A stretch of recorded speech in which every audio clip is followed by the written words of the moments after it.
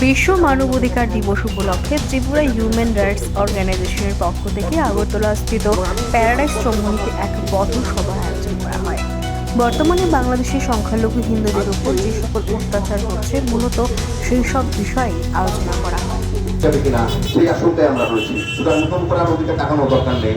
যখন আমার বাড়ির সঙ্গে আগুন লেগেছে, আমি যখন শুয়ে থেকে আমার শোয়ার পর থেকে এই তাপ উত্তাপটা পাচ্ছি, আমি যখন আগুনটাকে আঁচ করতে পারছি, আমার সাবধান বাণী এখানটাতে যে সত্যি সত্যি যখন কোনো বিচারক গিয়ে বলছে যে এখানে সংখ্যাগরিষ্ঠের মতবাদী এই রাষ্ট্র চলবে, অথবা সত্যি সত্যি যেখানে সেখানে যে কোনো ধর্মপ্রতিষ্ঠানের নীতি যখন আমরা ঘোরাঘুরি শুরু করছি, আমরা মানবাধিকার নিয়ে কথা বলছি, আমরা সংখ্যালঘু অধিকার নিয়ে কথা বলছি, আমরা এলজিবিটি অধিকার নিয়ে কথা বলছি, আমরা সকল অংশের মানুষের অধিকার নিয়ে কথা বলছি।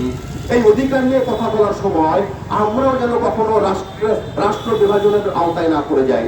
আমার কাছে একজন সংখ্যালঘু বাংলাদেশের সংখ্যালঘুর অধিকারের যতটা মর্যাদা, আমার কাছে একজন ভারতীয় সংখ্যালঘু অধিকারের ততটাই মর্যাদা, আমার কাছে একজন ইন্দোনেশিয়ার সংখ্যালঘুর অধিকারের ততটাই মর্যাদা।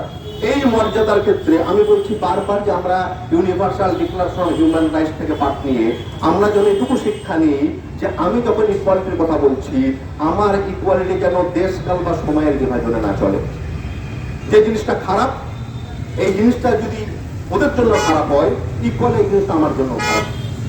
আমি মনে করছি এটা সমাজের জন্য ক্ষতিকারক, এটা শুধুমাত্র ওদের জন্য ক্ষতিকারক, আমার জন্য এটা ভালো, এটা কিন্তু না।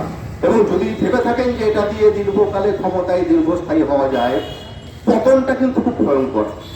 আমার প্রতিবেশী দুটো রাষ্ট্রে আমরা দেখেছি, পাশাপাশি আমরা আফগানিস্তানে দেখেছি, অন্যান্য জায়গায় সব জায়গাতেই দেখেছি যে ধর্ম আমার একটা ভয়ঙ্কর বিষয়। এটা ব্যক্তিগতভাবে আপনি চারণ করুন, ব্যক্তিগতভাবে পালন করুন, বাড়ির মধ্যে ধর্মাচরণ করুন। ধর্ম যদি আপনার রাস্তাঘাটে, সমাজে, অলিতে গলিতে, এবং ধর্ম যদি রাষ্ট্রের অলিন্দে ঢুকে পড়ে, তাহলে সত্যি সত্যি সেই ধর্ম কি ভয়ঙ্কর একটা অস্ত্র হয়ে যেতে পারে, এবং সেই কি একটা অসম্ভব নিধনযজ্ঞ চালাতে পারে।